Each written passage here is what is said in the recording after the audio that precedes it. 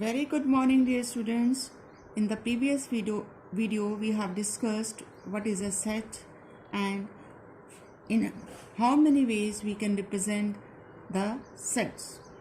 Now today we will start the first exercise 1.1.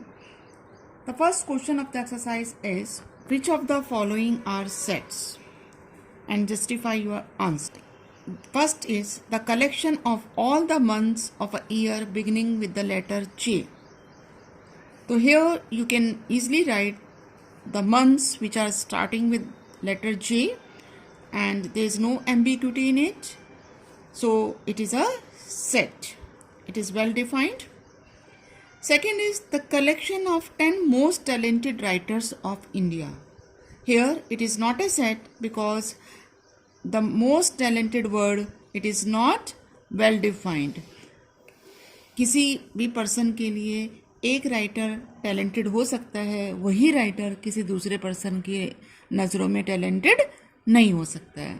तो यहाँ पर अगर अलग अलग लोग इस कलेक्शन को लिखेंगे तो यहाँ आंसर्स डिफरेंट आ सकते हैं, तो सबका आंसर सेम नहीं हो सकता है, इसलिए ये सेट नहीं है. Third, a team of 11 best cricket batsmen of the world. Here again, the best cricket batsman, it is not well defined कि वो best किस सेंस में हैं.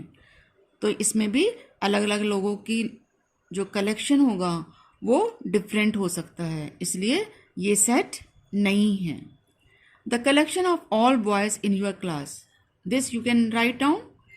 So and this will, the collection will be same if it is written by different persons. So it is a set.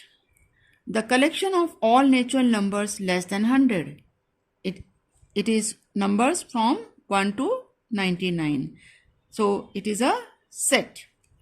A collection of novels written by the writer Munshi Premchand. It is also well defined. Anyone can write the collection of novels written by Munshi Premchand and that will be same if it is written by different persons. Set differ नहीं करेगा, अगर मैं लिखूं या कोई और लिखेगा सब के द्वारा सेम ही कलेक्शन होगा, इसलिए ये सेट है. The collection of all even integers. This is also a set because it is well defined कि हमें इवन इंटीजर ही लेने हैं. The collection of questions in this chapter. ये भी हमारा वेल डिफाइंड है, इसमें फिक्स है कौन कौन से क्वेश्चंस है इस चैप्टर में, कलेक्शन आप लिख सकते हैं. सो it is also a set. A collection of most dangerous animals of the world. यहाँ पर मोस्ट डेंजरस वर्ड जो है वो वेल डिफाइंड नहीं है, तो डॉग को डेंजरस मानेगा, कोई डॉग को डेंजरस नहीं मानेगा, तो ये सेट नहीं है. Now second question is, a set A is given 1 to 6 and you had to insert the appropriate symbol belongs to or not belongs to in the fill in the blanks. तो यहाँ पर 5 इस set का element है, क्योंकि यहाँ 1 से 6 तक के एलिमेंट्स हैं तो 5 belongs to A आ जाएगा. 8 इस सेट को में का एलिमेंट नहीं है तो हम इस not belongs to का साइन लगाएंगे. 0 भी इस सेट का एलिमेंट नहीं है, so it is not belongs to. 4 इस सेट को बिलोंग कर रहा है तो इट बिलोंग्स टू. 2 भी इस सेट का एलिमेंट है तो बिलोंग्स टू. 10 इस सेट में नहीं है इसलिए ये नॉट बिलोंग्स टू आएगा. Third question, write the following sets in roster form.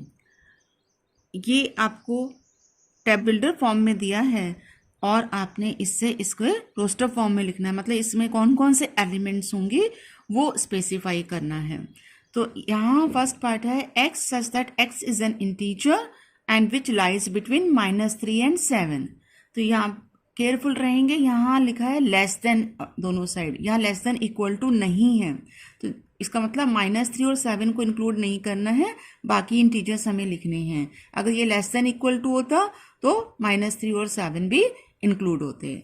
तो इसके बीच में जो जो इंटीजर्स हैं वो हमारे पास -2, -1, 0, 1, 2, 3, 4, 5, 6 ये इंटीजर्स हैं, और क्योंकि हमें इसे सेट की फॉर्म में लिखना है तो इसे हम ब्रेसेस में सब्स्टिट्यूट रखेंगे. x is a natural number less than 6. सो 6 से छोटे जितने भी नंबर्स हैं वो हमें लिखने हैं. That is 1, 2, 3, 4, 5. Next part is x is a 2-digit number such that sum of the digits is 8. 2 digit वाला नंबर हमें लेना है, तो क्या हो सकता है?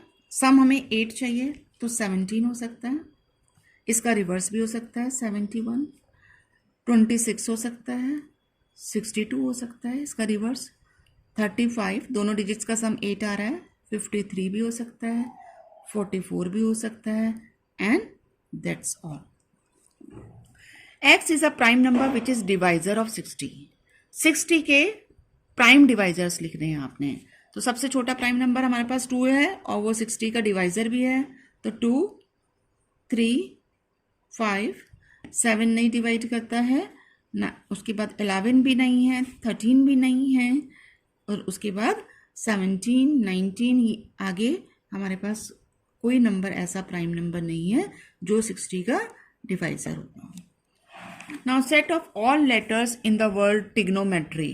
तो जो इसमें लेटर्स आ रहे हैं वो हमें लिखने हैं, और जो लेटर रिपीट हो रहा है उसे 2 बार नहीं लिखना है, उसे सिंगल टाइम ही लिखना है. तो T, R, I, G, O, N, M, E. T repeat हो गया, फिर R भी रिपीट हो रहा है, and then Y. Next is the set of letters in the word batter.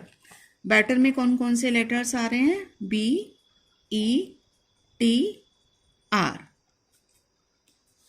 That's all for today. Thank you. Now you have to complete the questions up to question number 3.